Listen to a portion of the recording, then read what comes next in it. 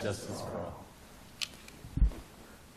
Thank you. Be seated. I'll do the roll call, starting with City Councilman Jacob Hernandez. Present.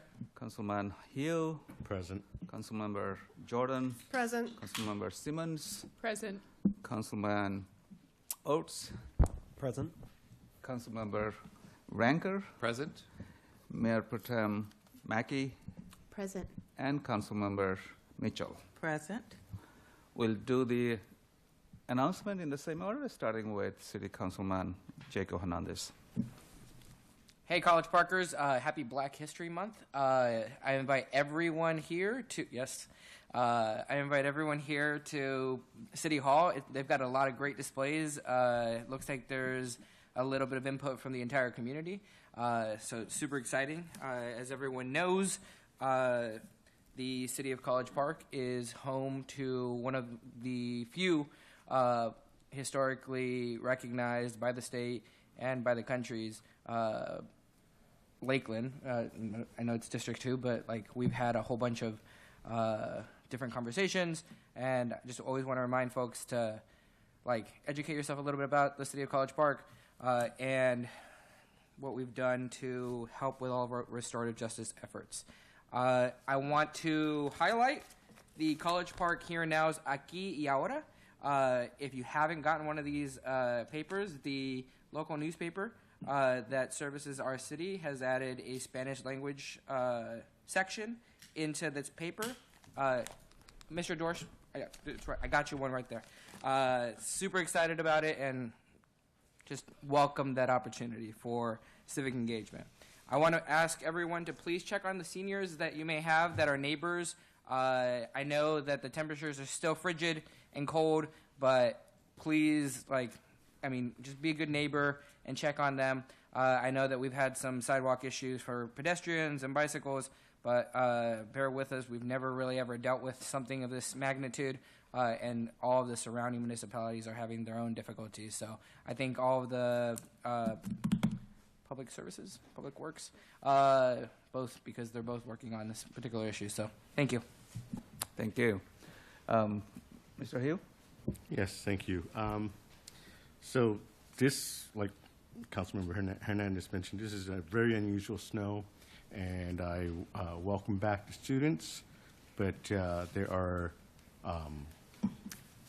there's a need to dig a space for your cars because it's where there's maybe parking spaces available, they may be covered in ice, and parking in the street is not a safe thing. It inhibits our emergency vehicles from navigating our neighborhoods. So as you return, please be mindful of your neighbors and the community, and dig out a parking space, a proper one. Thank you. Thank you. Councilmember Jordan. Good evening. I also would like to welcome back the University of Maryland students to College Park. The Prince George's County Public Schools are scheduled to open again tomorrow. We're hoping that that will be the case, and that everyone will be safe in the meantime. The county schools have said that they're giving some bridge information so that so there isn't too much of a decrease in learning for this very large gap that we're not used to having. And additionally, that if students do feel that it's unsafe to come to school, that the county will be counting those as excused absences. If you are finding as you come back to school as a student or just as a resident in general that there are issues with the snow and ice, I would like to put a plug for the College Park Connect app. You can either submit a request there and explain the specifics of the location and what the issue is, and staff will review the message and see what can be done for resolution. You can also do it from the website, and so I would encourage any issues that you have, especially like you were saying about parking, if people's driveways are being blocked or things like that. Thank you very much. Thank you. And the website address is collegeparkmd.gov/tellus. It's pretty easy to remember. Tell us. All right, Councilmember Simmons. Thank you, Mr. Mayor. Good evening, everyone. In addition to echoing my colleagues' thoughts on the weather and the ice, I did have one announcement. Tomorrow is National Transit Equity Day, so the Maryland Transit Administration is offering free rides across all of their services, including the local bus, light rail, MARC train, and commuter bus. So I would encourage everyone to ride transit if you are able to. Certainly. Thank you. Councilmember Oates. Sure. I'll say at our last meeting, I put a kudos out to all the parents who've been at home with children, and so we'll see where Prince George's County Schools goes tomorrow. Hopefully, only a 2-hour delay, but I know that it's been a lot. I wanted to highlight actually something not in College Park, but actually down in one of our neighboring communities in Riverdale Park, where Town Center Market is fighting to continue to sell beverages on site. They have an upcoming hearing before the Board of License Commissioners on February 11th. There's a good write-up in the Hyattsville Wire that has some more information you can learn about this and actions that you can take. Thanks. Certainly. Thank you. Councilmember Ranker. Yeah, now and always, I encourage our residents to know your rights. There's a lot of great resources out there. The National Immigration Law Center, CASA in Maryland, ACLU, great resources on knowing your rights and how to respond in certain situations should you end up in those situations. Thank you. Mayor Pro Tem Mackey. Yes, thank you very much. Tomorrow, the senior committee is having an event at the College Park Woods Clubhouse, and I just want to encourage all seniors to come out. It's from 1 to 3, and it's supposed to be on tech support. So I hope to see you all there, and I'm glad that we are able to do that for our seniors. And just mark the date. I know our city manager is probably going to mention this, but put it on your calendar for the 21st of February for the Lunar New Year celebration here at City Hall. Councilmember Mitchell. Thank you, Mr. Mayor. I want to say welcome back to the students. I had a little bit of fun time with them on Sunday. My bones hurt, but had a nice little snow fight. Also want to say on behalf of the Perry family, they say thank you so much from city, to the City of College Park for the card they sent. I was able to attend the viewing for Miss Kathleen Perry. She was one of a kind of person. Her husband, many of us know, was her late husband, Jack Perry. She happened to meet her in 2015, and she was just very gracious and heartwarming, and very much, she loved College Park very much, and she will be truly missed. Also want to acknowledge that, again, like my council member Hernandez said, this is Black History Month, and that Lakeland is the oldest African-American community in Prince George's County. And that's something that we should be proud of, and we should celebrate it often, not just for Black History Month. Last but not least, I also want to bring forward again the announcement about the Maryland Department of Housing and Community Development opens their application for homeowner assistance to fund Whole Home Critical Home Repair Grant Program, up to $10,000 for any individual in a home, for repairs, for plumbing, electrical repairs, and I would be glad to submit this information to the city clerk to pass on the communications to post. Thank you, Mr. Mayor. Thank you. Let's go to our student liaison, Mr. DeSpirito. Thank you, Mr. Mayor. And again, as everyone said, welcome back to all students. We did end up getting extra days off, as I had wished last week, but there were significant heating issues with the university that we had been in contact with the city about in terms of providing we're promoting the lobby space as an additional place of heating for students to get out of the cold. I do want to thank the efforts of Student Body President Drew Vakmarani and working with the administration to address those heating issues, and hopefully there continues to be continued stability for that regard. And for the big thing that we're all here for talking about today, the early lease ordinance, this has obviously been the product of a lot of conversations, a lot of ideas, a lot of amendments, and a lot of different things, and we're proud to where it's gotten today, and we hopefully look forward to its passage. So, thank you. Certainly. Let's hope so. Mr. Bujma. Good evening, everyone. Just to echo everything Nick was saying, we're super excited for the early lease ordinance vote that's happening today. This is something we've been working towards for the past 7 months, having so many meetings and interacting with different stakeholders. So super excited to see how that goes. And additionally, we've also been working on creating some new tasks for our advisory council as we move into the new semester. Thank you. Appreciate your work. Excuse me, Mr. Mayor, if I can ask a question to the Sure. thank you for bringing up about the heating issues. I've had several parents call me last night, especially and specifically in regards to Dorchester Hall. So I don't know if you can put that on your radar in regards to the heating, because there was calls made to upper level staff at the University of Maryland, but I do want to say the RAs did a great job trying to handle the situation. Yeah, I think we'll definitely have continued conversations with the university. Even though there has been stability mostly compared to like last Wednesday, there has been intermittent outages, and we definitely want to make sure that we work with our partners at the university to address those and ensure that people are staying warm. But thank you, Councilmember, for bringing that to our attention. Thank you. I had to go to Home Depot and get some space heaters. Thank you. Appreciate it. Let's go to the City Manager's report, Mr. Young.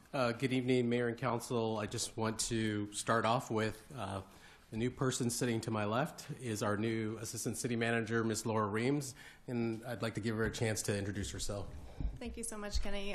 Good evening, Mayor, Council, College Park residents. My name is Laura Reams. I'm the new Assistant City Manager. I am coming to you from just down the road at the City of Hyattsville, where I served for over 13 years, most recently as the Deputy City Administrator.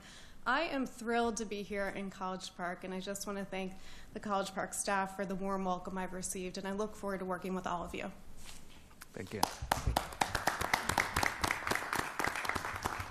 Sounded very happy to have you. Welcome aboard. So I have a few other things. Just real quick.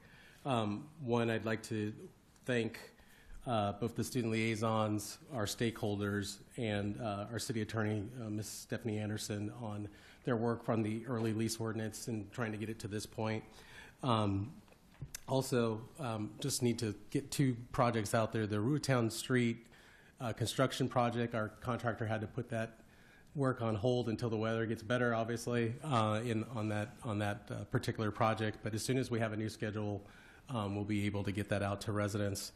We also had our stop sign camera installation work begin today, actually. The city started installing those bases for 5 stop sign enforcement cameras in the city's right-of-way. This camera equipment will be installed, weather permitting, as soon as we can get it in place. I'm happy to answer any questions you have. Thank you. Any question for Mr. Young? Mr.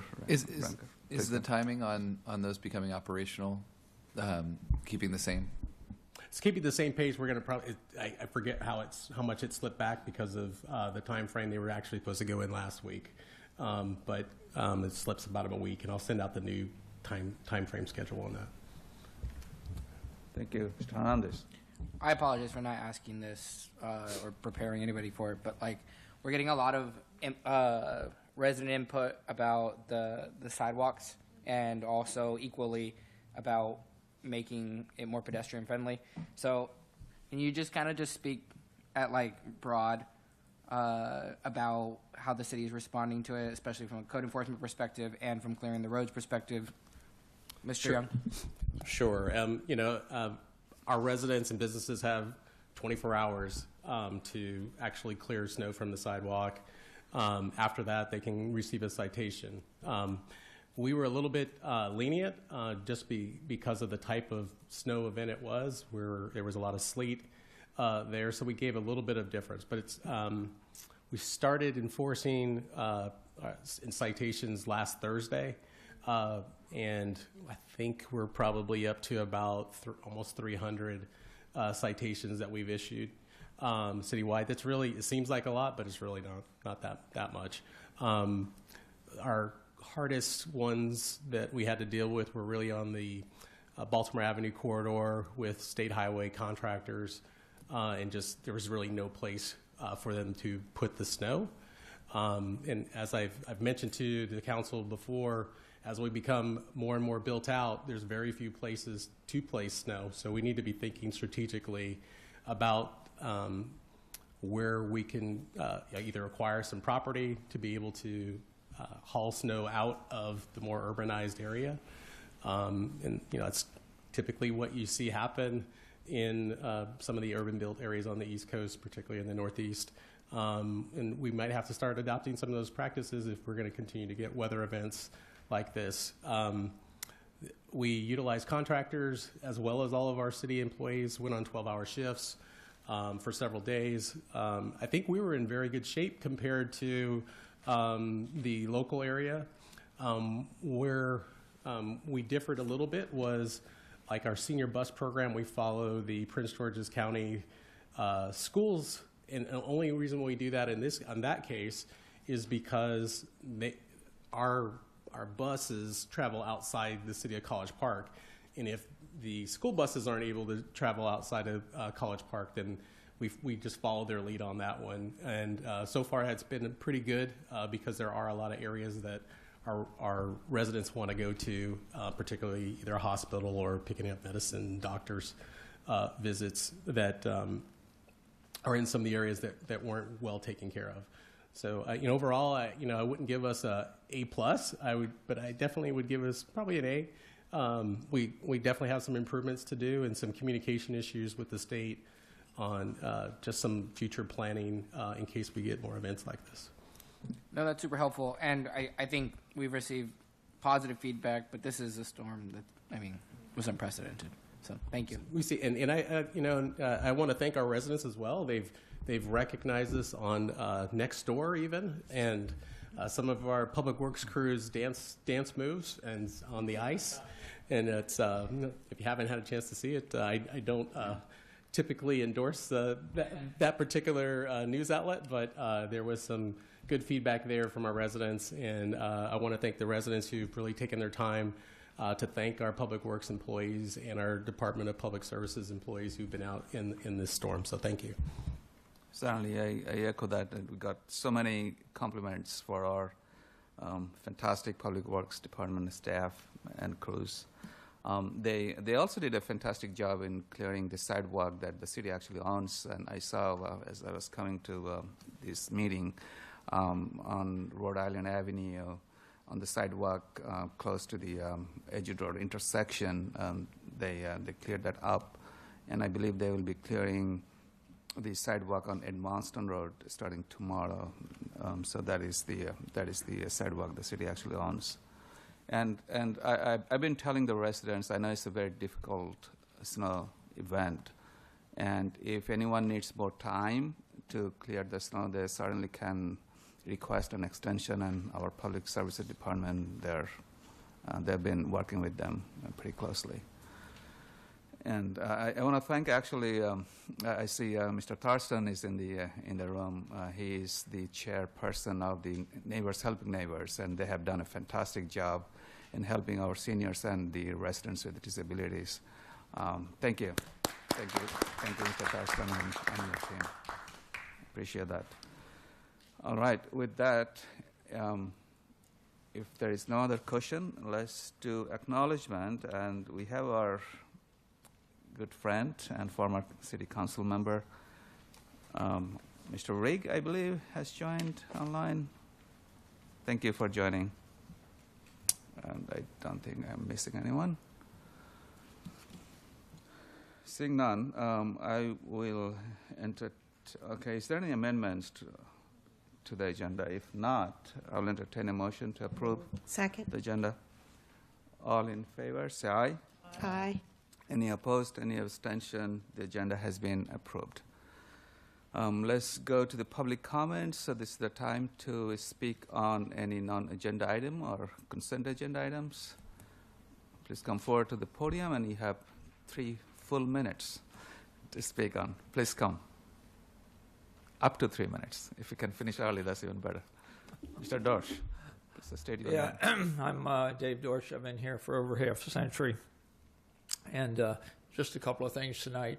First of all, I need to remind the city about they need to sell the house at 4704 Calvert Road.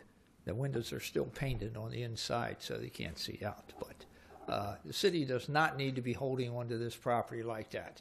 That house is probably worth somewhere between $600,000 and $800,000, and the city should sell that house, put the money back in the coffers there, so they could lower my taxes. That's number one. Number two is that you have this deal here tonight on, and I guess we can talk about that now. The ordinance, the general provisions to establish a time frame in which owners must communicate an offer of a. If it is an action item, you'll have the opportunity to Oh, okay, speak we on talk that about time. that later? Yes. Is this the early lease ordinance you want to speak on? Yeah. Yeah, you'll get an opportunity to Oh, speak on good. that item. I don't want that to go by unnoticed. Thank you. Appreciate it. Anyone else to speak? Mr. Thurston? Good evening, Mayor, Council, City staff, and College Park residents. My name is Robert Thurston. I'm a College Park resident and a proud member of the Lakeland community. But I'm here tonight to speak on behalf of Neighbors Helping Neighbors of College Park and our senior community. Neighbors Helping Neighbors is a small work tirelessly to assist seniors with the most recent, I do have extraordinary event, but I have the feeling that that's not going to be extraordinary for very long. We are made up of 16 volunteers with the average age of 68. And to this event, we were able to get a contractor, but our activity ended 2 days ago, which in real terms means that we've been working with less than a handful of individuals, actually 3, almost around the clock for 7 days. This does not include pre-planning and vendor sourcing in preparation for the snow. I'd like to acknowledge Arelis Perez and Paula Green, who are Neighbors Helping Neighbors members who worked tirelessly, and I would say that they did the lion's share of it. I'd also like to thank Councilman Hugh, Troop 740, Chris Gordon, Troop 96, Lauren Lavoie for their assistance in it, for Councilman Mitchell's concern and continued conversation with us, and also other council members that have done so. I'd also like to thank our city manager, Mr. Young, and the DPW staff, because we would not have been able to assist if unable to traverse the streets. We started with 43 before the snow even hit the ground. We serviced 87, and I would say that the number was even greater because some of the addresses we went to, they had already made other arrangements to get the work done. And in many cases, we were present to find out the work hadn't been done, so we still had to visit those sites. I would also like to apologize to those requests that we did not meet, especially our established members, many of whom were proactive in making the request for assistance. However, due to the capacity, we operated geographically and not in order of requests. We had our share of issues, one being that one of our vetted vendors was not up to the challenge. However, we were blessed to contract a vendor on Tuesday, 2 days after the snowfall, who worked 12 hours a day for 3 days in worsening conditions to achieve the mission.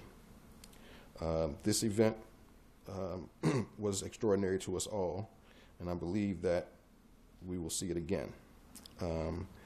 I would like to ask a couple of things of it. We are still receiving requests. However, we have released our vendor because we want to stay a contractor and not an employee, and there is a certain threshold that we have to stay with under. However, the cut-offs have not been honored, and too much effort has been put into place by us, by Neighbors Helping Neighbors, to be considered a failure. By my calculations, we covered 3% of the occupied homes and about 15% of residents that were over 65. So what I'm asking is that in communication is improved, find out our capacity, do not commit for us, and do not overcommit. Learn who your vulnerable constituents are and provide proactive help. Help us manage expectations. Expecting on-demand service is unrealistic, especially in the conditions that we had. Understand our process if recommending Neighbors Helping Neighbors, and I would like that you do recommend Neighbors Helping Neighbors. Don't call us with a phone number and a name. request starts with membership. So before we can assist anyone, we have to go through the process administratively of putting them in the system as a member. And then we go about matching volunteers with matching the service. That takes time and it takes effort. And I would ask that you assist us going forward. Thank you. Thank you. I appreciate the partnership and all the hard work you have done. I also want to take an opportunity to recognize Ms. Perez, Ms. Orlis Perez, who has joined online as well. Thank you for your work, and thank you, the entire team of Neighbors Helping Neighbors. You have done a fantastic job. With that, she raised her hand up, and then she. Yeah, she has her hand up, Mr. Mayor. She would like to speak. Can we? I don't have the ability to add her. Can someone help, please? Allow her to speak.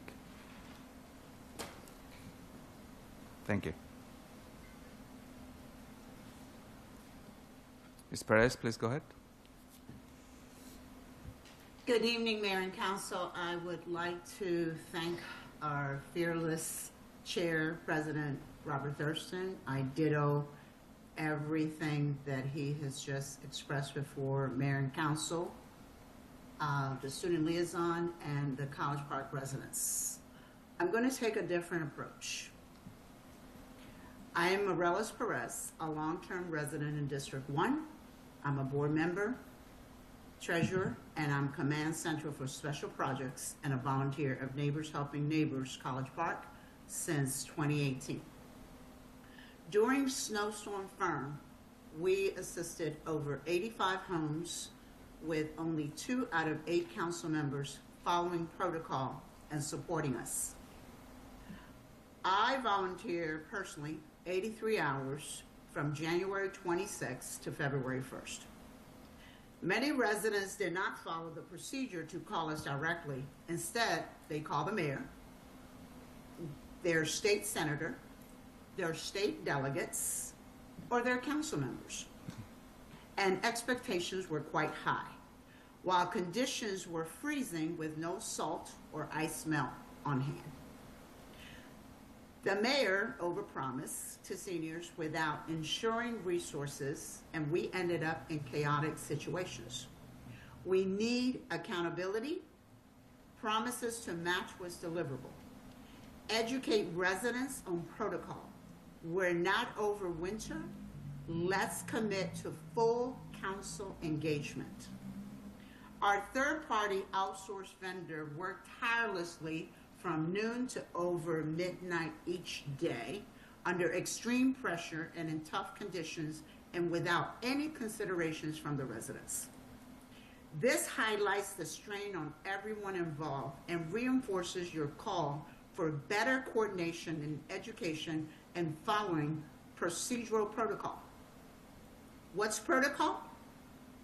Call 301-222-3434 or email coordinator@nhn-cp.org. Let's show gratitude, grace, show care, be compassionate, be kind, be respectful, and above all else, be thankful. We're all volunteers. There is no paid position on the board. Only the coordinator is a part-time paid position. In your lobby at City Hall, there are brochures called Neighbors Helping Neighbors College Park. Pick one up. We need volunteers. We need board members. You want your seniors and disabled population to age in place? Don't just talk the talk. Walk the walk, too. Thank you. Thank you. Appreciate it. If there is no one else wants to speak, let's go to the approval of the consent agenda. We have only one item, and let me read this, and then I'll entertain a motion. This is 26G18, which is approval of the city's representatives' appointments to the Board of Directors for the Council of Unit Owners of One College Park Condominium. And that's it. So I'll entertain a motion. Motion to approve The consent agenda. the consent agenda. All in favor, say aye. Aye. Any opposed, any abstention? The consent agenda has been approved. Then we move to the action items, and we only have actually one, and this will be taken by Mr. Coker, I believe. And this is, Actually, Mayor, I'm going to take that. okay, sorry, dear. That's okay. That's okay. It's Ordinance 25-013. Please go ahead. Thank you. Good evening, Mayor and Council. We have before you for possible action Ordinance 25-013. This ordinance is from work that actually began really late summer. There was a work session held on September 2nd of 2025. After that work session, staff was directed to prepare an ordinance. It was modeled on similar ordinances from other Big Ten, the Big Ten Conference college towns. We then had the ordinance was introduced on October 21st of 2025, and a public hearing followed on November 12th of 2025. After the public hearing, council took no action and the record remained open, and the ordinance was scheduled for action on December 9th. It was removed from the agenda and placed on work session, and a work session was held on that date. And I want to go back. When it was removed, it was postponed for action till tonight. And then we had a work session, and as a result of that work session, there was discussion by mayor and council of possible amendments to the ordinance. And as a result of that work session, there is a proposed amendment to the ordinance that you have before you tonight for consideration. The amendments resulted from discussions that we had had with the stakeholders, work with the student liaisons, and the amendments that were proposed and discussed by council members at the work session on December 9th. And so now the ordinance before you, the proposed ordinance, which has amendments, have really deal with 5 areas: exceptions for certain housing accommodations, landlord's offer to current tenant for lease renewal, the tenant's acceptance, waiver requirements, and enforcement and remedies. And so tonight, what I would like to do, I think, is just sort of walk you through how the ordinance has been amended and take any questions that you might have. Certainly. Is there any question for Ms. Anderson? I know we have discussed quite a bit from the council. If there is no question, then I'll entertain a motion so that we can take input from the audience. Would you like me to walk you through the proposed amendments? Or Will no? it be helpful? Please go ahead. Okay. So we have some substantive amendments, and then we have some technicals, which can include some typos that were in the original drafted ordinance. Starting with page 1, there is a proposed change to the title, where we would delete the non-renewal aspects of this ordinance. There was a technical in one of the whereas clauses, misspelling, another technical, and then we get down to getting into the proposed section, new chapter 125-18.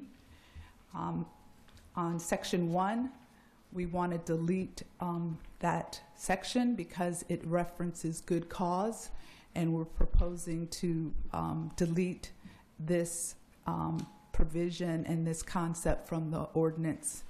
So then we're going to renumber the section for that part of the ordinance. Then we move on to provision or section 2.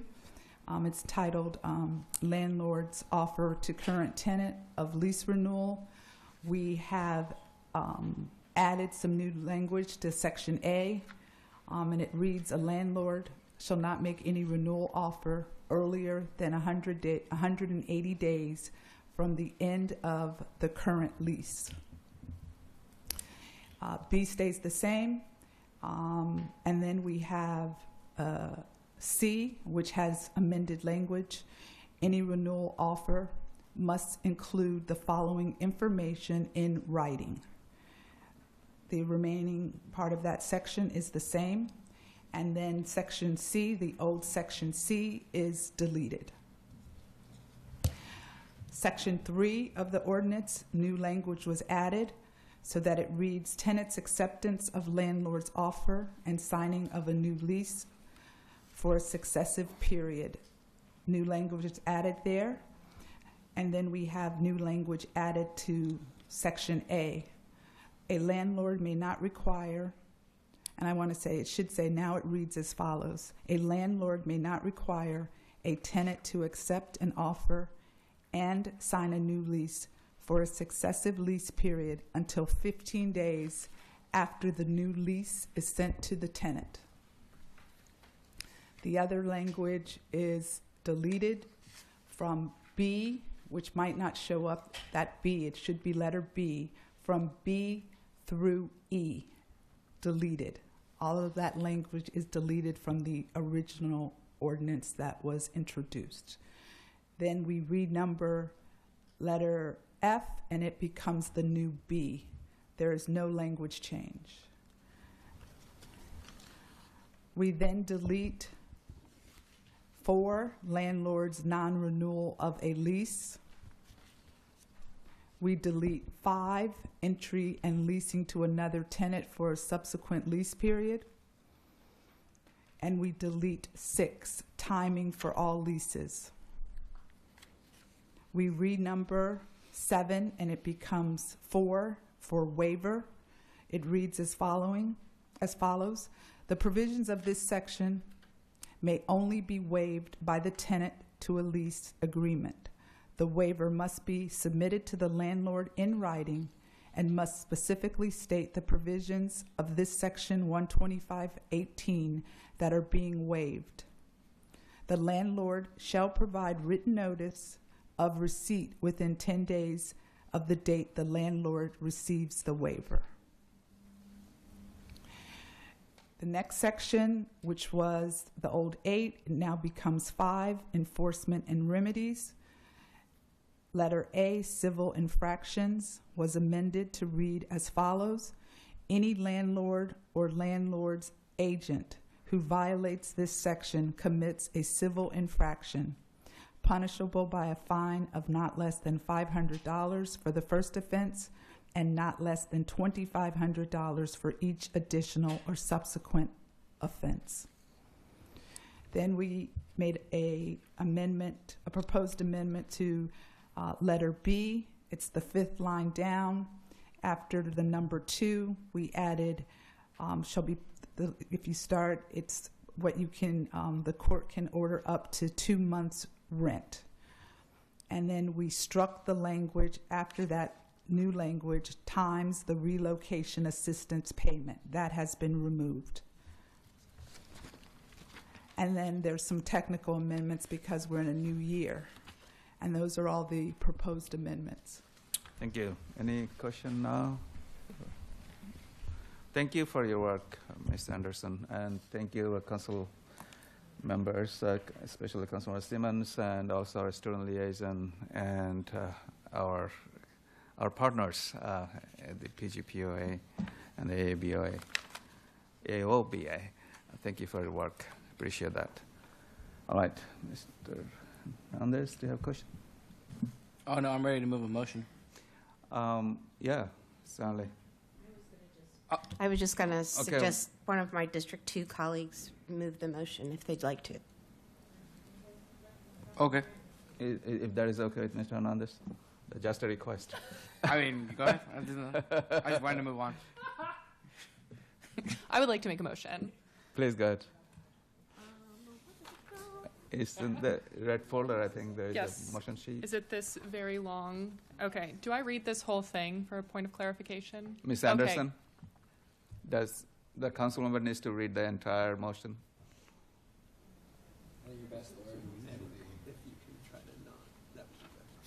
Yeah. I think you could just, if you accept everything that I just read, you could move everything instead of reading every one. Excellent. I would like, I move to amend ordinance 25-0-13 to reflect the comments of Ms. Anderson a moment ago. Is that sufficient? I think so. That should do. Excuse Thank me, you. Mr. Mayor. Point of clarification to the attorney. I thought you had to read everything for appropriate for documentation of the minutes. So it's clear. I mean, I think I was very clear, and it's in the packet, so you could either read everything again, because I went through every single change, but I think it would be sufficient to say, or if you didn't say, as Ms. Anderson said, as reflected in the proposed amendment that is part of the packet tonight. Because if everyone's in agreement with that, or you could read it again. I think what's important is that the council is in agreement of how the ordinance is to be amended. Correct. I'm happy to do either. Certainly. If there's no, is that okay? Okay. We are in agreement, looks like. Thank you, Ms. Mitchell. Appreciate it. Any second? Second. All right, this time we didn't miss the chance. All right, now further comments, Ms. Simmons. Any further comments?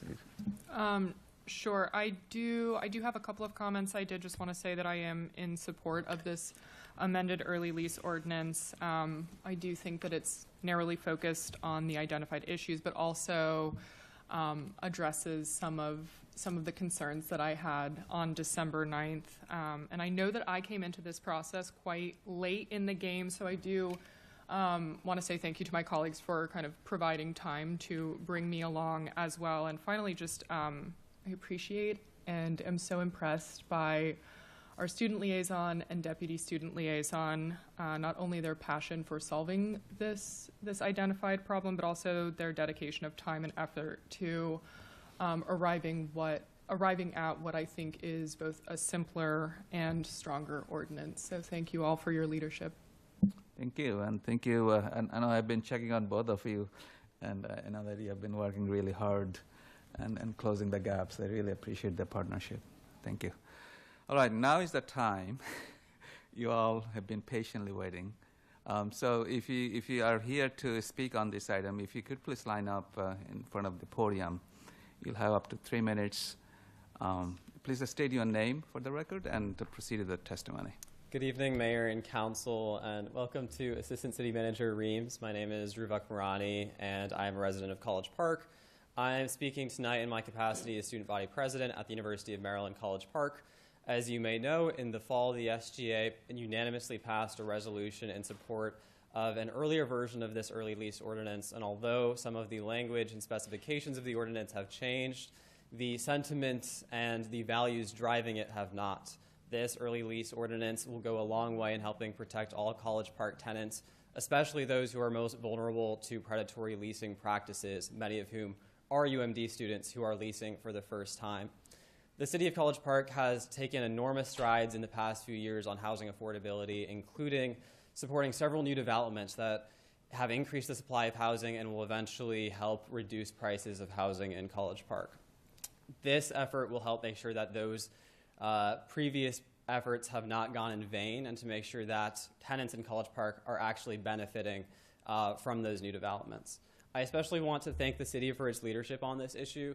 Kenny, Bill, and I first discussed the possibility of an early lease ordinance in College Park about 2 years ago, and since then, city staff has worked tirelessly to create the thoroughly vetted proposal that you now have in front of you. I believe it is legally compliant. It is precisely targeted, as Councilmember Simmons noted.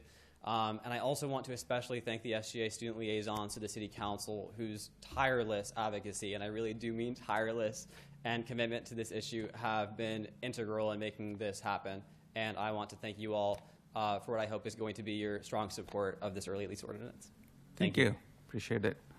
Next, please. Mr. Dorsch. Actually, there is a line. Right. Am I number 2 or number 22? Please go ahead if there is no objection. I've been in the rental business for over half a century here in College Park, renting houses and rooms to students here. This is absolutely not necessary. Why do I say that? Because when we come together to start, somebody wants to rent a house, or rent a room, or rent a house, we said, okay, what do you want? How much is it going to cost? When do I have to make the payments? Those kind of things. And we know all this information right up front. So this business about 180 days and this, and you got to do this 12 days before the end and stuff, that's all BS. We've never done that stuff. We've never had to do that stuff. And the leasee and the leaseor both understand exactly what's happening and who's going to pay for what and when and what they're going to get for this. So I don't see any way that this helps anything other than causes a lot more paperwork, and we have to do this here and we have to do that there, and if we don't do this here or that there, somebody's in trouble for something. It's just never had this problem. And like I said, I've been doing this for over half a century. So the tenant knows, the landlord knows when they go into these things what the timing frame is. You're renting it for 6 months, you're renting it for a year, okay, when the end date is. That's it. We don't need all this stuff in these things here. This is just more paperwork and more stuff to complicate things that were really pretty simple. Thank you. Thank you. Next, please. Please state your name for the record. If you're a resident, proceed with testimony. Good evening, council members. My name is Ben Wilson, and I'm a junior and on-campus resident. Now, I'm here today to really urge you to support the early lease ordinance, which would create a reasonable time frame for when landlords can issue lease renewal offers. And right now, early lease practices overwhelmingly affect inexperienced students. That's very important. Renters. And they push people to commit to housing months before they're ready, and they often lead to higher rents. Now, it's important to note that I live on campus, and I'm very privileged to not be directly impacted by this, but I'm still stressed about housing, about next year, about my apartment, about who I'm going to live with. And if I'm stressed about this, imagine how much my friends off campus are, where they have to have their decisions made much more in advance than me. And these are, and then these landlords are using predatory practices and pushing off-campus residents who are already struggling to make ends meet to do these things. Now, the early lease ordinance would introduce a simple but meaningful safeguard. Landlords would have to wait 6 months from the start of the lease before offering a renewal, and that change would give students breathing room, reduce pressure, and create more stable, predictable housing market for both on-campus and off-campus students. Thank you. Thank you. Next, please. State your name for the record, if you're a resident. Hi, my name is Jonathan Luring. I'm a junior attending the University of Maryland and a current resident of College Park Towers. About 2 months ago, when we were first testifying for this, I talked about some of the shady practices my landlord was practicing. And while that's all fair, I suppose, to mention, I don't believe in repetition, so I have a new story essentially for you all here today. Over the break, my roommates and I decided to start touring other apartments, and we found this apartment with a really great deal. We toured, I believe, on a Monday, but then quite literally the day after we toured, they started calling us every day about signing the lease, and essentially told us, I believe, we needed to sign by Friday or else we wouldn't be able to have the deal that they provided. And I was essentially, for lack of better words, coerced into signing that deal, essentially because I know myself and many other students pay for their own rent with their own money, and I think that practice is really shady, especially for students. And I'm not exactly sure what my financial situation is going to look like next year, so that's why I wanted to, basically had to sign early, which is essentially what this ordinance would help prevent going forward. So I strongly urge this council to look favorably upon Ordinance 25013. Thank you. Thank you. Appreciate it. What's next? State your name for the record. Hello, my name is Yona Gross. I'm a resident of District 3. I'm also the policy director for the Student Liaison Advisory Council. This isn't my first time testifying, so I won't go through all the reasons why I want you to support this ordinance, but I do want to list, the times my landlord has reached out to me, trying to get me to renew since my lease started in August. On September 22nd, a flyer was left on my door. On September 23rd, I got an email. On September 25th, I got another email, pizza in the lobby, renewal help.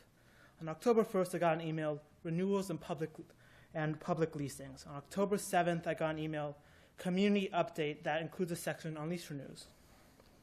On October 23rd, I got an email about keeping my parking spot for next year. On November 21st, I got a phone call from management asking me if I want to renew. Also on November 21st, I got an email saying renewal transfer options, only 2 spots left. On December 8th, I got an email, limited spots remaining for 60-cent rent concession, renew today. On December 11th, I got an email, $60 concession extended for next 20 leases. On December 21st, despite asking, because I don't plan on living there next year, I got a new lease offer. On December 29th, I got another new lease offer with higher rent than the first lease offer 8 days earlier. On January 9th, I got an email saying my lease has not yet been renewed. On January 23rd, I got a renewal offer with final notice. On January 31st, I got another renewal offer. And on February 2nd, I got even another renewal offer. I agree that advertising is a key part of business, but this is not just advertising.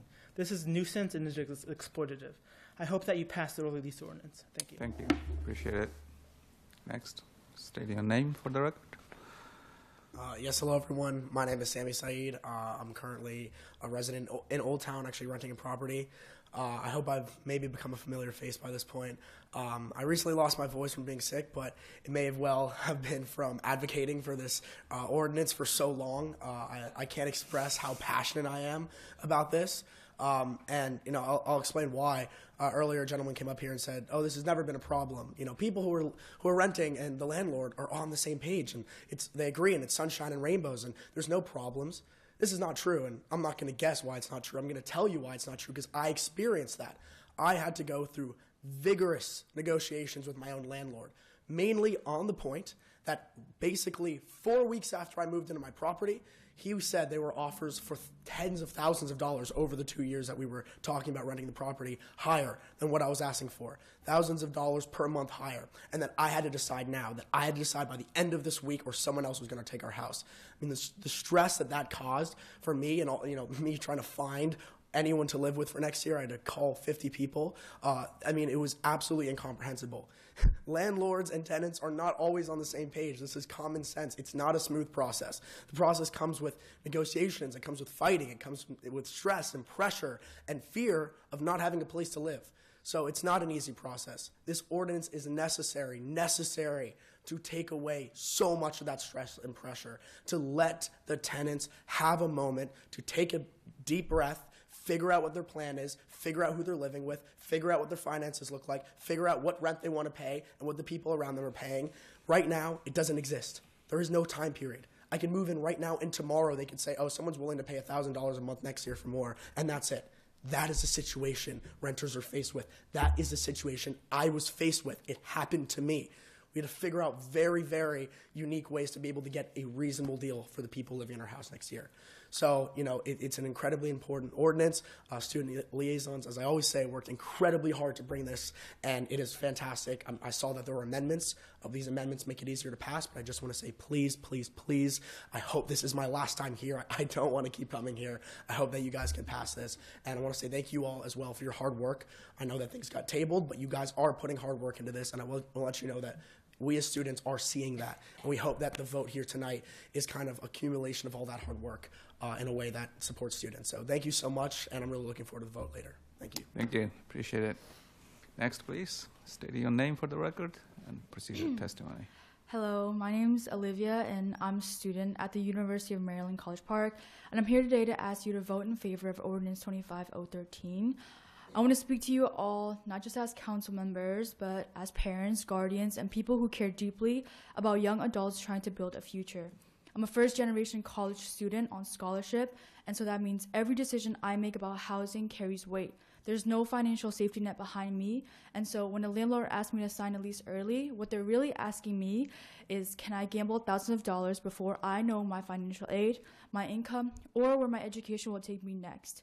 Because of UMD, I was able to start a nonprofit serving high school students from Prince George's County all the way to Baltimore County. Students who are often first generation themselves, who are trying to imagine futures they've never seen modeled before. And I did that work proudly, but when early lease renewals came, I had to take a step back. It's not because I didn't care, but because I didn't have the capacity. Instead of mentoring students, I found myself asking much heavier questions like, how many hours do I need to work just to stay housed? I already work an on-campus job. I'm also a teaching assistant, and still housing instability made me question whether even that would be enough. I want you to imagine your own child in that position, working, studying, leading, giving back, and then being forced to choose between service and security, between planning their future and protecting their present. As I prepare to graduate early and pursue my master's degree, the pressure has only grown. I cannot responsibly sign a lease when I don't know my financial aid, my income, or where my academic path will take me. But without this ordinance, students like me are punished for planning ahead and trying to move forward. Ordinance 25013 doesn't ask for special treatment, it asks for fairness, it asks for time. Time to receive financial aid, time to make informed decisions, and time to live without constant fear of losing housing. If you believe in education, if you believe in opportunity, and if you believe that students who work hard and give back deserve stability, I ask you to vote in favor of Ordinance 25013. Please hear students like me the way you would hope someone would hear your child. Thank you. Thank you. Next, please. State your name for the record and if you're a resident of College Park. My name is Avery Pearson, and I'm a sophomore undergraduate student at the University of Maryland. I moved off-campus housing this year to the University View, and within the first 3 weeks of living in my new apartment, I was sent my first renewal offer. I'd barely started classes, and I was still in the process of moving in and living independently really for the first time, and I was already faced with having to decide whether I wanted to keep my apartment for next year and what was best for me and my own financial decision. The morning of November 13th, I was in the middle of studying for a midterm that was worth over 20% of my grade. And I received an email that the View's offer to keep my same space was expiring that night at 11:59. In less than 24 hours, I needed to confirm with my roommates that they were renewing their leases, talk with my parents about my financial situation and the financial feasibility of re-signing my lease, and try to communicate with the View about the many questions that I had had about renewing my lease for the next year. I'd planned to spend that entire day studying for a really important exam, but instead I spent hours on the phone with my parents and my roommates and their parents, as well as over 30 minutes on hold with the View trying to speak to a representative, which I was never able to reach, and ultimately forced to spend another over hour of my time going back home, leaving the library, and speaking with the in-person leasing office. And at the end of the day, what should have been spent as a day focusing on studying, I was forced to make last-minute decisions and hasty and stressful decisions about my housing options for next year. This early lease ordinance would try to help and ensure that students like me aren't put under this stress instead of being able to focus on our own education. And so I really urge you guys all to support this ordinance to help benefit your students' education and their mental health during really stressful times in their life. Thank you. Thank you. Next, please. State your name for the record and if you're a resident. Mayor and council members of College Park, My name is Atharv Nadkarni. I'm a student at the University of Maryland. I'm here in support of Ordinance 25013 because it personally affects me. I recently moved into my first apartment at the beginning of the last academic semester. I believe we had been moved into our apartment for a little more than a month, and before I had unpacked all my bags or even been to the grocery store for the first time, before we could look over all of our finances and reasonably evaluate other housing options for the next year, we were pressured to sign our next lease or we'd lose our original lower rent, putting us in the impossible position of juggling our finances, our academics, and living independently for the first time. We were forced to make this major financial decision under these high stakes. I know I'm not the only one. I know of many other friends and classmates dealing with similar issues, and many are unable to live off campus at all due to these lease timelines and increasing rates. In a time that I and many other students should be focusing on our schooling and our futures, the increased stress and concerns of pressuring future leases is unjust and should be regulated by this ordinance. And so I urge for your support. Thank you. Thank you. Next, please. State your name for the record. My name is Avi Pulir. I am a resident of College Park. Mayor Kabir, council members. I do not live off campus. I live on campus. I live in Leonardtown. And I was going to come up here and tell you a story about how I didn't go into off-campus, mostly because of the logistics and the stresses that I don't wish to inflict upon myself. But I instead thought that I would mention something else that one of my fellow testimonies said. And I hope that you take this a little bit to heart. When my friend Ben over here was giving his testimony, he said something in passing that meant a lot more to me than I thought it would. He said that he was privileged to live on campus, and I found that rather apt, that off campus is such an environment that is so hostile to those of us who are just looking for somewhere to live for a year, that we see it as a privilege to not have to go through that. And if I am, well, I guess now I may be the last person, so if that is the last final note for you all, it's to remember. We have one person online. Well, then I forgive you. Forgive me, but if that is a final note to take from this, it's that this ordinance, above all else, I think, is to make it so that it isn't seen as such a privilege, solely a privilege, to live on campus, but rather an option, because I think that we should be trying to make off-campus housing for students a rather hospitable environment. So I appreciate your time, and welcome, Ms. Reams, by the way. Thank you very much. Thank you. Thank you for coming. Please state your name for the record. Good evening, Mayor and Council. My name is Sean Willems. I'm a resident of District 3 here in College Park. I'm also managing partner of College Living, a property management company here in College Park that focuses on affordable off-campus student and workforce housing. I want to thank Nick and Amira, the city attorney, city manager, Mr. Mayor, Denise Mitchell, Councilman Hugh. Thank you all for working with us and hearing us out. I am here tonight to ask you to support this early lease ordinance as a landlord in College Park. I share in the disappointment of the student tenants that the conduct of these large apartments has caused a need for this ordinance to be passed. The landlord-tenant relationship, while not always sunshine and rainbows, is a relationship that is older than the Bible, and it should be built on mutual respect with it as a key pillar. And I think this ordinance will help us redirect that relationship towards mutual respect. College Living takes our duty to tenants very seriously. We look forward to the apartments being held to the same standard that we have held ourselves to for the 6 years that we've been in business. Thank you. Thank you. Appreciate it. If there is no one in the room to speak on this item, let's go online. I actually have three, starting with, I believe, our former council member, Mr. Rigg. Can someone please allow him to speak? Hi, this is John Rigg. I'm a resident of the City of College Park in District 3. I'm calling you to urge you to support the ordinance as amended.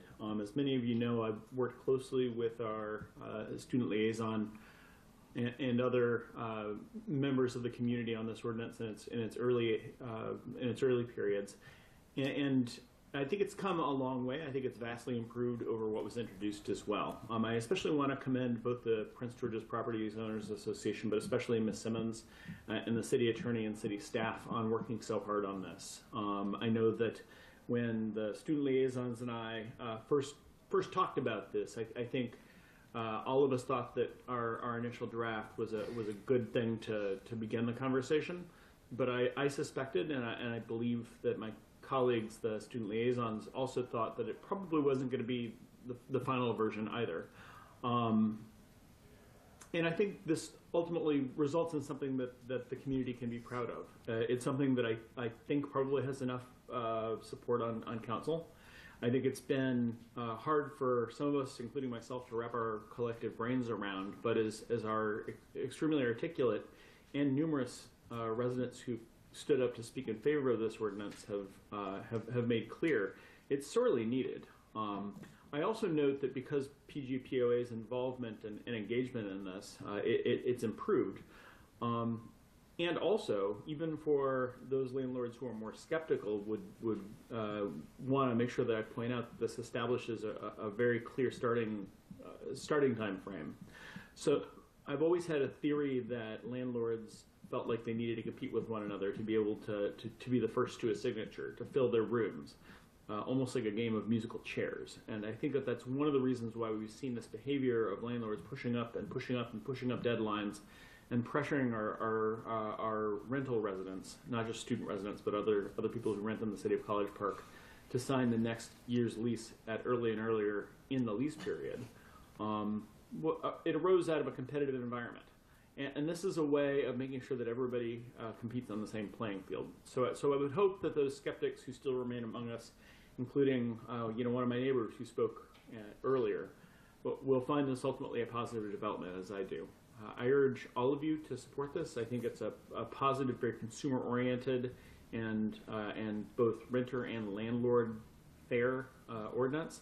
And I once again commend my student liaison colleagues and my council representatives for really engaging with this. Thank you. Thank you. Appreciate that. Then we have Mr. Hugo Cantu, I believe. Can he allow? I'm Hugo Cantu with the Apartment and Office Building Association. Again, we represent owners and managers of 430,000 residential units across the Washington metropolitan region. And first, I want to say thank you, Council, for moving the amendments. Thank you to Ms. Anderson for her hard work working on the drafts going into the holiday season. I know that was a very tough turnaround, so we're thankful to her, and thank you to all the student liaisons and those that were bringing some of these issues to our attention. Just one point of clarity here, AOVA, we submitted testimony in opposition to the city ordinance, but as it was written previous to today's adoption. With the adoption, we're fairly neutral on it, actually, so we're happy to just leave it as it is, do our efforts. Just one point, on page 2, section 2D of the updated ordinance, in our written, we're asking to strike the requirement of the property having to provide the lease again. It seems slightly over prescriptive. Our members will be working with the municipality and within their bounds of a lease renewal coming in 90 days prior to the lease ending, and just the section 2D on page 2 of the updated just seems a little over prescriptive. If you all are to change something, that would be a good thing to strike, just to make the code a little bit cleaner. And if there's anything that the city's thinking of maybe any property owners having to provide additional information to tenants, I think it'd be good that the city has something, prepped or drafted saying like, this is the new law, this is the new ordinance, these are your rights, and then and the city can then provide that to property owners, so then property owners can just hand that out, and we don't have to lean on the site managers to come up with something. I think that'd be good. I don't know if that would be prescriptive in the piece of legislation or just something that the council can do. But we're thankful for where we are. Again, we represent the apartments and office buildings, so give us a call if there's anything that we can come in and help and provide clarity on. Thank you to all the council members. Thank you to Councilmember Simmons for moving the motion. Thank you to everybody, and we'll leave it there. Thank you, and thank you for your comments, and thank you, our attorney, working with you in making the amendments. Looks like we are a happy family. Appreciate it. We have one person online, Mr. Biffle. Thank you, Mr. Mayor, council members. My name is Richard Biffle, and I'm a non-resident taxpayer and a landlord in College Park. And I was encouraged that you were going to follow the procedures stipulated by the city charter tonight and adopt the whole amended motion that was in the agenda, which included a scheduling of a public hearing with at least 7 days' notice. The agenda had a blank for a date in 2026, and I think that would have made this ordinance enforceable.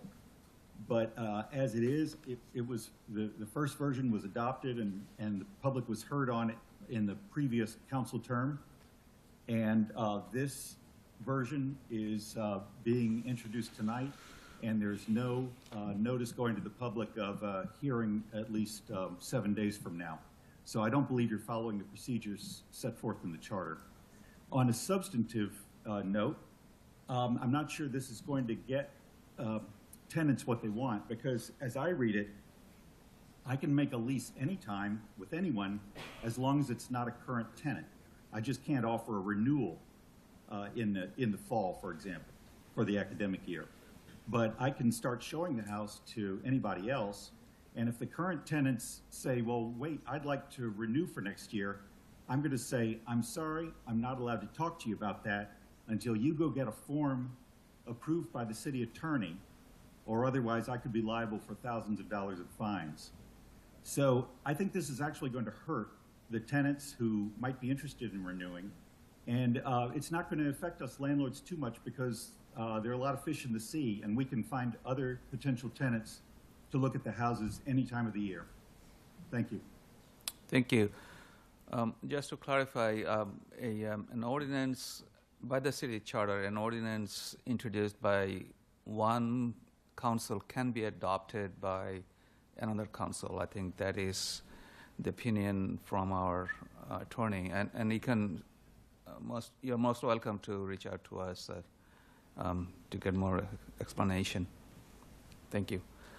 If there is no other comments from the audience, so let's come back to the council. Is there any further comments from the council members before I take the vote? This is perhaps a parliamentary question. So I made the motion that was included in the motion sheet, which was I move to amend ordinance 25013. But the motion in the action item cover report is I move to adopt ordinance 25013, and then goes on to say as amended. Would it be appropriate for me to amend my motion to make the motion that is in the action item cover report, which if it's useful, I'm happy to read it right now. Right. I think what we first did was we were making a motion on the amendments. We now have to move to adopt the ordinance, if you all are inclined, as amended. Understood. Okay, any further comments? I see Mr. Ranker has. You need 2 votes. You need to, because you were discussing, you went to the public on the amendments, so now you have to vote on the amendments, and then you have to move to adopt the ordinance as amended. So I need a motion for the amendments. Is that what you're asking? That's the motion that was made. Yeah, that's the motion that was made. Mayor, you already have the motion on the amendments. You need the vote on that. That's exactly. So I'm asking for comments before I take the vote. Mr. Ranker? Yes, and I appreciated our city attorney's clear sharing of making sure that we are within our bounds, and having had this originally introduced during the last council session. I'm wondering under section 2, where it is a blank about the public hearing, maybe we can just be clear about when the public hearing was already held. We will put that in. So on page 4 at the top, it says the public hearing hereby set for 7:30 p.m. on blank 2026. That public hearing, as I understand, already happened. I think it was in November. Yeah, when we complete this, if the ordinance is moved to adopt, if we move to adopt the ordinance, we will fill in the correct dates. So we'll make sure that the changes reflect 2025. What happened in 2025 will be reflected. So that's a mistake. Got ahead of myself. That should have been what happened in 2025 should be reflected in the ordinance, and then what we do in 2026, which if we get to adoption, we'll make sure that's correct, because as the mayor stated, our council is continuous. We don't have terms or sessions. We have to just follow our charter as it the requirements for enactment of an ordinance or passage of an ordinance, I believe, is in our title. It's Article 8C8-2. Thank you. So to clarify, there's nothing that needs to be done on our part, because that's just an administrative piece of Yeah, that's correct. We'll clean that up before it goes to print, and then actually the ordinance will then end up in code, and a lot of this stuff won't even show. Right. Thank you. Any further comments? Mr. Hernandez looks like he wants to talk. Please go ahead. Well, you guys just seem like you guys are working out the whole process. Can I just say, I'm super impressed by all of the students who came out here and whoever rallied you all to show up, right? Like, it's truly incredible. You know, I'm sure everybody worked together. Humble pie there, Mr. Nicholas. But like, I really just, truly, it takes a lot to get behind a particular issue and to move issues like this. It's just truly impressive. I know maybe some of you guys just showed up, but like, it's day one of this all. And I'm probably talking off the wrong comment here, but I'm just absolutely impressed about the testimony, the rally for support, and some of you all should probably run for office because it's that level of professional testimony. You guys experience a lot of different stresses, and I know right now we've been talking about how it's a student like kind of driven ordinance, but this applies to many other people, right? It applies to single families who are either starting off or are looking for a place to stay. It gives everyone that openness and flexibility.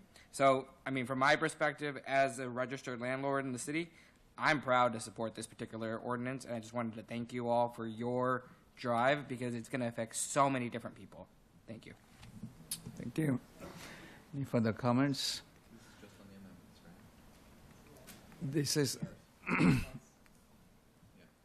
so. This is the vote, the final vote, right? Now, there will be another amendment. Sorry, we need to vote on the amendments. We haven't done that yet. We made a motion, we had a second, and then we went. Call for a vote. Right. So, all in favor on this amendment? On the amendments, on the ordinance. On the amendments. Yeah, the amendments. Aye. Aye. Any opposed? Any abstention? So the amendment has passed. Am I correct? Now you can move the. Now go to.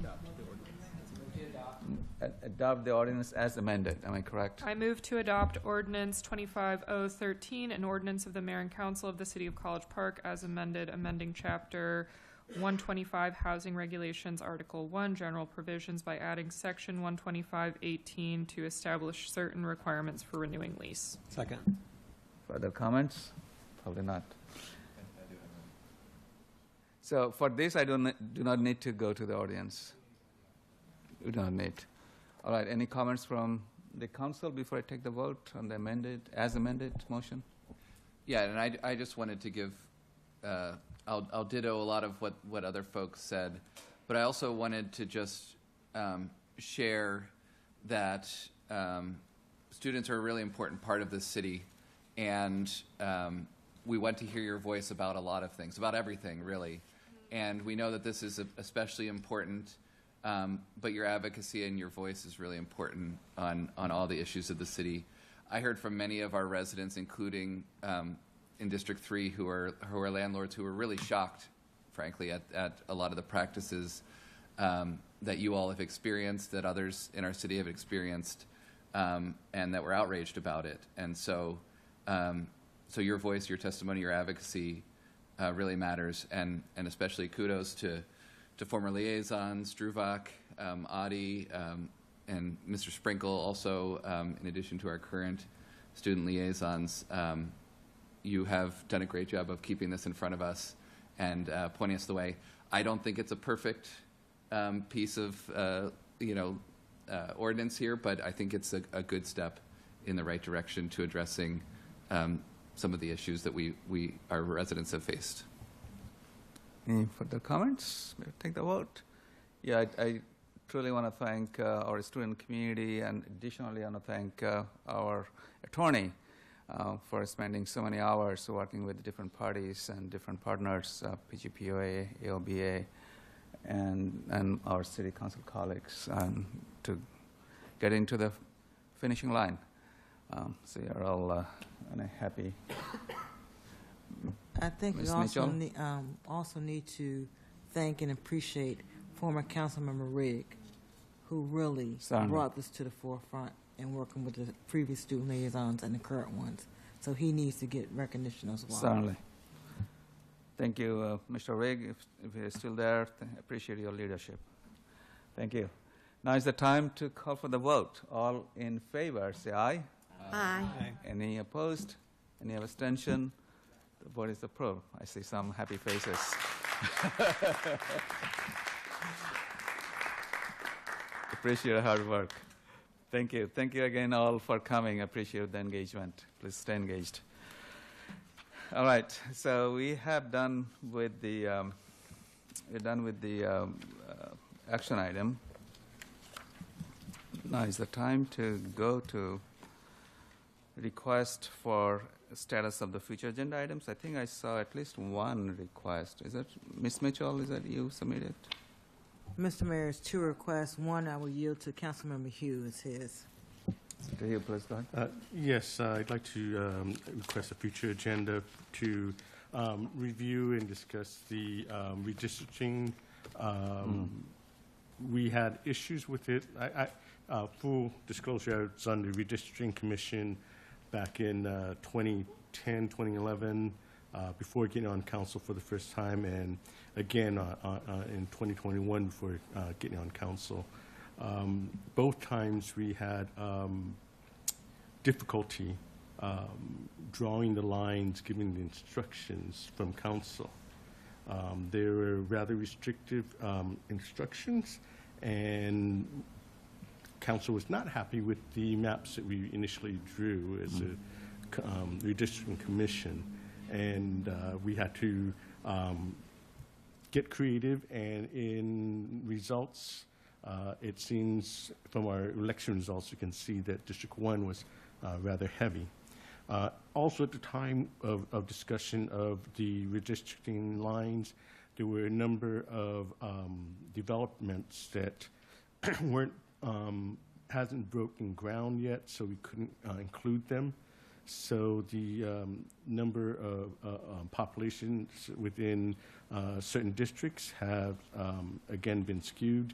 So this needs to be readdressed. Also, the collection of the census data that was collected in that time period was also impacted by the pandemic.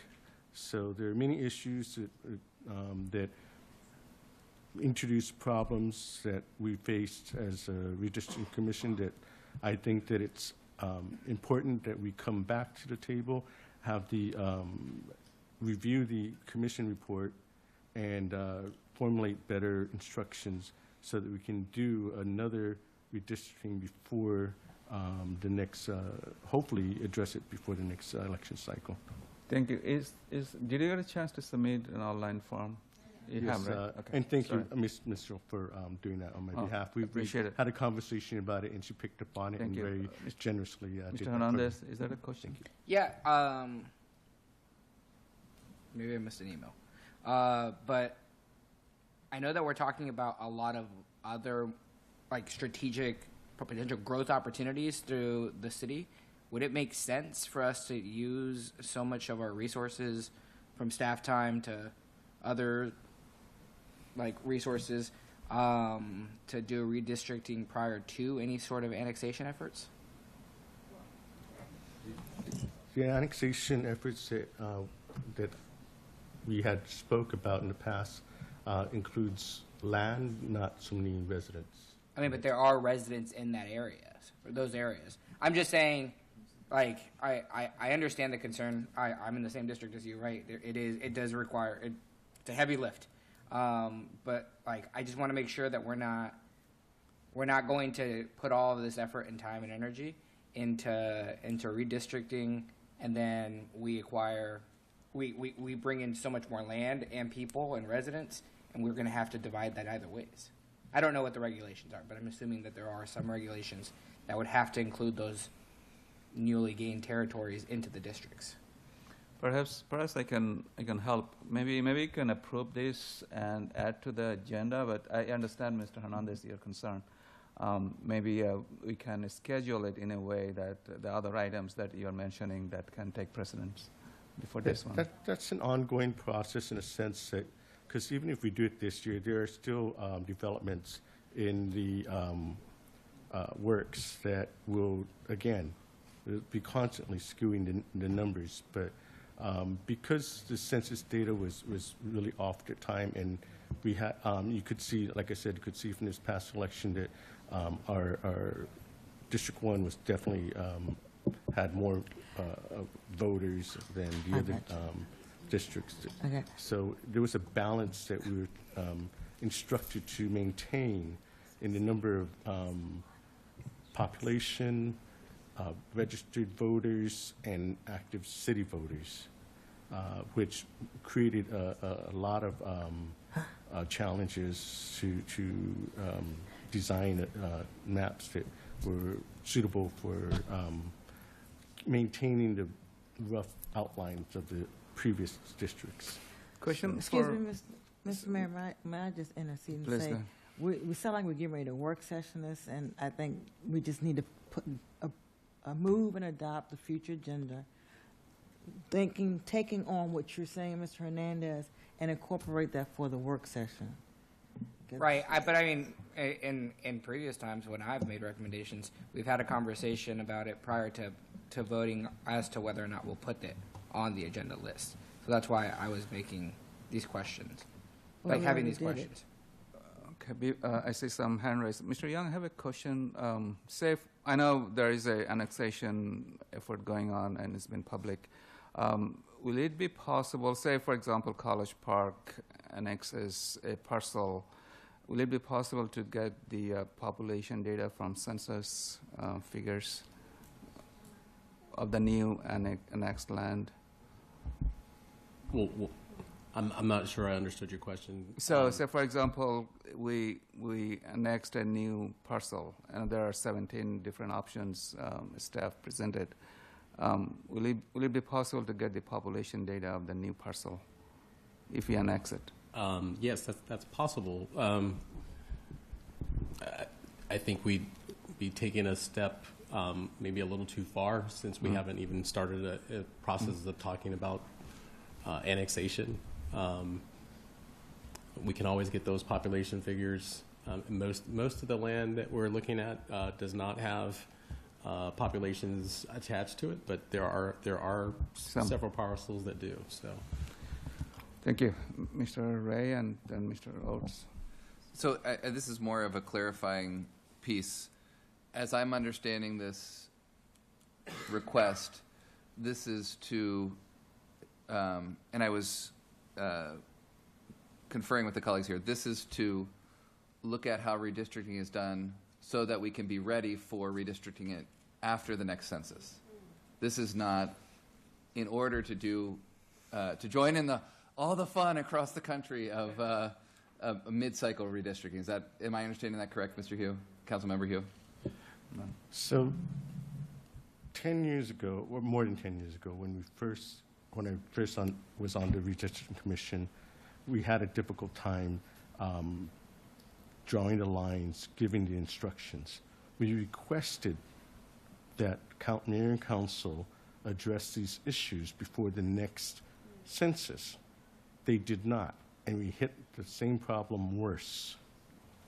So since we completed the study, there were several developments that came online that has impacted the balance of the populations between the districts and the voting. So I strongly believe that we need to come up with clearer instructions, whether it be mid-cycle or after, till the next census, rather. But I think it's worth discussing once we decide on the instructions for the Redistricting Commission, that would be the first thing, and the second thing would be whether to have a redistricting mid-cycle to reflect it. So we need to look at the numbers and once we make a decision on how we want to move forward on this. No, I think I appreciate that. So what you're saying is we want to look at kind of the processes and the criteria that are used in the redistricting to see if those are the right criteria for the next time that there will be redistricting. And what I hear you saying is you're open, this would open the box to whether it's a mid-cycle or whether it's after the census. Yeah, correct. And so, yeah. So, I appreciate that clarification. I would be in favor of looking at the criteria, but not in favor of, having this on the agenda, but I would rather close the door to mid-cycle redistricting. But I don't know if that's in, once you see the instructions, order. Once you see the instructions, you see the data, it will be clear to you. So Mr. Hugh actually is open to have mid-cycle. But just to clarify, this item is not to open up redistricting, right? Councilmember Hugh? Correct. This is to define the instructions given to the Redistricting Commission. We can consider redistricting midterm, it may be relevant once we see the data, once we see the instructions, how it is skewed right now. Okay. He's open. He's open for mid-cycle redistricting as well. Yeah. Mr. Olson. We're work sessioning this. He's bringing an amendment to the all these discussions can be made when this is brought forward. But as you all know, we have work session things and work session things and work session things. So it's not like this is going to pass today or tomorrow or the next week. He's bringing an idea that may or may not fly. You know that many times work session items have got tabled indefinitely. So it's something that we should consider, making sure that as a council we're very clear. And if Mr. Hugh wants to bring up the idea of different things, he can do that, and we can discuss them at a work session. Thank you, Mr. Olds. Yeah, I was just going to comment. I think from having seen the submittal, it had a lot of references to the 2021-2022 redistricting report. I think perhaps as a first step, just having you or staff share that report with us, and then can come back at a future city council meeting with a more narrow future agenda item request. But I think at this point, I'd like to better understand what the Redistricting Commission had issued in the past, and then once we have that baseline, can consider what we want to add to our agenda to potentially work session. Does that make sense, Mr. Hill? And then come back? You may review it if you want beforehand, but this is something that needs to be done definitely before the next census data. Okay. Census round. I know we talked a lot. Can we take a straw poll and see if the council wants to proceed with this item? Point of clarification. I just want to be clear as to what it is we're voting on, because there's the processes that have been brought up. There's the opening for redistricting, and then there's a whole other idea of looking at census data. One more time, Mr. Hugh, can you summarize it, please? We need to look at the previous instructions we gave to the Redistricting Commission and update it. That is the first step we need to do. That's clear. That's clear. And that's all. Okay. All right. I believe everyone is fine with it. Okay. All in favor, say aye. Aye. Okay. No opposed. No abstention. All right. So this has been added to the master list, and I believe there's another one, Ms. Mitchell. Yes. After our city manager has made references on several occasions about that things need to be changed in the charter, I wanted to submit a future agenda item for a work session to discuss about how to move forward with a charter review commission or for this council. One was done back in 2014 with the former city attorney, and so therefore it would be prudent for us to come back to the table and discuss the process for that. Any question for Ms. Mitchell? All right. If not, I think everyone agrees to it. All in favor, say aye. Aye. Any opposed, any abstention? This has been added as well. All right. Thank you. With that, let's go to the audience one last time to get the comments. Please come forward. State your name for the record. Hello, Yona Gross again, resident 3. This time I'll be talking in my personal capacity. I want to talk a little about ICE in our communities, immigration and customs enforcement, the murders of innocent people in Minneapolis, and the terrorizing of communities across the country has been awful and grotesque. ICE will not stop their acts of violence. I hope that College Park will not be a target, but I fear that we will. The University of Maryland has not shown leadership on this issue. They have taken down the website for undocumented and immigrant life office. They have not come out to confirm that ICE will not have access to private places on campus without a judicial warrant. With cowardice from UND, I hope that the city will show leadership by giving a full-throated public denouncement of ICE. I ask the city provides any and all information that they have about ICE activity in College Park with the public. Today there were unfounded rumors about ICE in College Park circulating on social media, but created fear in the minds of students. Our communities are under attack, and I ask that we come together to fight back. I understand that attracting attention with ICE can be a scary idea, but it's an even more scary idea to not do it. Thank you. Thank you. Appreciate the comments. Any other comments? I do not see any virtual hands. Seeing none, let's come to the council. I'll start from my left with Councilmember Mitchell. The comments. Thank you, Mr. Mayor. I want to say thank you very much for bringing that up in regards to ICE. It's unfortunate that we heard it coming from 2 districts in College Park just 24 hours ago. It caused chaos, and it caused some families to go and stay in their homes. So as the City of College Park, we do need to look at how do we move forward collectively to respond to this. And I again, thank you for challenging us to look more broadly. Thank you, Mr. Mayor. Thank you. Mayor Pro Tem Mackey.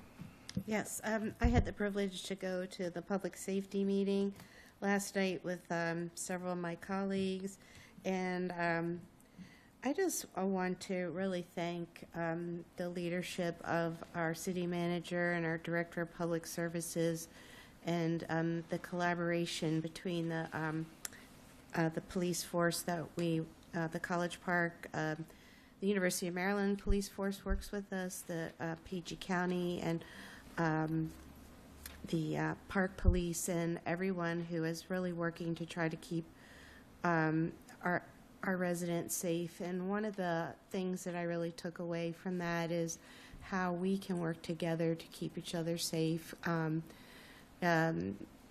Just looking out for each other. If you see something that's strange, report it. If you don't say something, you might regret it. So I just wanted to encourage residents to really connect with your neighbors, know who they are, know what they're doing, and look out for them, because we can, if a neighborhood is known to have people that are looking out for each other, there's less crime in those neighborhoods. So thank you very much.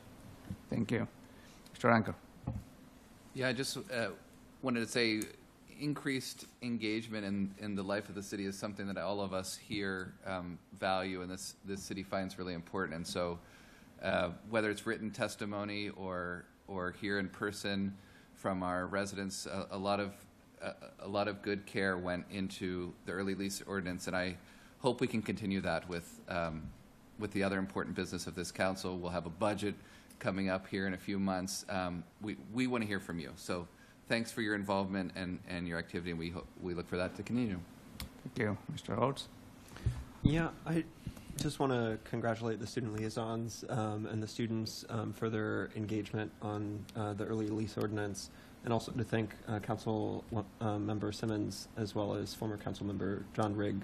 I know that there's, sometimes the sausage making of policy is not clear, but I think we got to a good outcome, and so it's I think, as my other council member has noted, really important for people to be engaged in their community. I think that's what makes College Park great, and so how we can encourage you to continue to come and tell the city what you think, where the sidewalks need to get cleared of snow, other things, but really just want people to recognize that we're stronger together and continue to care for your neighbors. Thank you.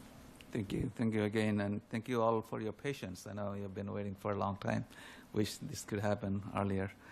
I also had the opportunity to join my colleagues at last night's public safety meeting. It was a wonderful meeting. I think we had a good attendance and a good conversation. And also last week, I had the honor to attend the U.S. Conference of Mayors winter meeting in Washington, D.C. It's lots of networking opportunities and learning opportunities as well. Actually, they gave each member cities within USCM, so there is an event where the FIFA World Cup people came, and they made an announcement they would be giving out 200 FIFA balls, the soccer balls, to every member city. So College Park will be getting probably a huge shipment of 200 soccer balls. Sometimes.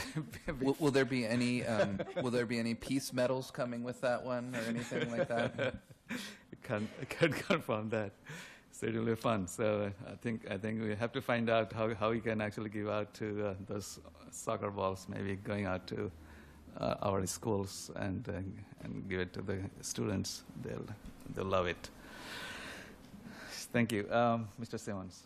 Sorry, Ms. Simmons. Why did I do that? I'll take it.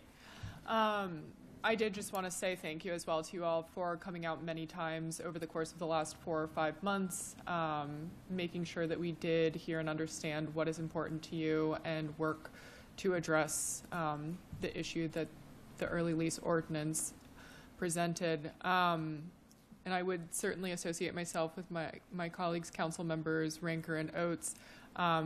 If this is the type of thing that excites you, there is much more to be interested in when it comes to city government. So I would encourage you all to continue making your voices heard. It seems like a platitude, but your voices are important, and we appreciate it very much. So thank you. Thank you. Ms. Jordan? Hello. I was also in attendance of the public safety meeting, and it was reported that crimes of numerous metrics have gone down substantially compared to last year, and so that's good news for College Park. Some kinds of crime are rising across the nation, and so they've instituted sort of a new category of commercial organized theft, and so that's something they'll be tracking in the future. The Department of Public Services reported that they had started doing more fines for lack of snow removal, and when I was driving here, the snow removal and the sidewalks were so much better in front of businesses. So thank you so much for the Department of Public Services for seeing that through. Thank you. Completely agree. Mr. Hill. Thank you. Last week, I attended the U.S. Green Building Commission workshop where we worked on a cookbook to promote sustainable building, LEED certification buildings, a cookbook for communities to be more effective in that design. Yeah, I had the chance to meet one of the representatives, and she was talking about the council member. And I believe they will be hosting a conference in College Park in this summer. So it's an exciting time. Thank you. Mr. Hernandez. I just want to remind folks to please be patient on the roads and be safe. There's obviously a sense of urgency, and once the schools start coming back, everybody's going to be going to work. And I don't think that the roads are fully safe. I mean, there's like big extra walls, and the streets are pretty tight. So just keep that in mind as you're driving, and be patient. You'll get there safely. Take care. Certainly. Stay safe. Let's go to a student liaison. Thank you, Mr. Mayor. First of all, I wanted to thank you all for adopting the early release ordinance. Obviously, this has been something that Amira and I, and obviously the student body, have been very passionate about since day one. We are just, it's just really amazing to see something that started really as an idea, and through the work and support of the community, through you all, really turned into what it is and was adopted. And I really want to make sure to give credit to you all, the city attorney, our student body president, our partners in SGA, Simon from CivGov, our advisory council, and also our partners who we worked with for the landlords, including College Living and PGPOA. Everybody who contributed to this, we are very thankful for the outcome that we had. And I do want to note as well for this is something that is historic in a sense. And with that comes the fact that obviously implementation is very important, and that's something that we're going to continue to follow on going forward. But, you know, is something that we also want to be able to work with community members or landlords who are unsure about what this will mean, and be able to create a city where we can all be sure of what the laws are and be sure that we are respecting them in that regard as well.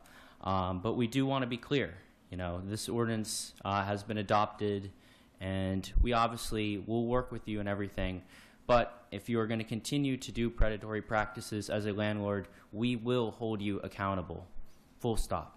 So thank you again to everybody who has participated in this. And on a personal note, thank you to my girlfriend, Regina, who has, for the last 8 months, heard me talk about this every day.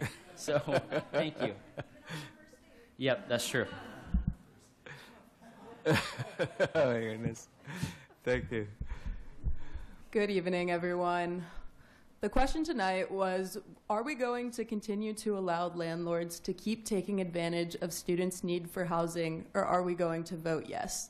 And you guys demonstrated through your vote that you are committed to protecting not only student renters, but the community as a whole. And I am very appreciative, along with all of the students who came out to testify, for that decision, because you are doing a lot of good work and affecting us in ways that is truly tremendous and relieving so much stress. And additionally, I want to echo off of something Nick said. Our work with the early lease ordinance is not done, even though it has passed. We know that there needs to be education campaigns. We know that we need to make sure that people know what it means to waive your right to the provisions provided in this ordinance. We are committed to providing the education needed for both students and landlords to make sure that this gets implemented in the best way possible. So thank you all once again, and thank you to all the students who came out tonight, because your testimony was truly tremendous, and this is the reason why it passed. So thank you. Thank you. Let's go to our city managers for I have nothing further for the night. Thank you. Thank you. All right. At this time, I will entertain a motion to adjourn. Second. All in favor, say aye. Aye. Any opposed? Any abstentions? We are adjourned. Good night, College Park.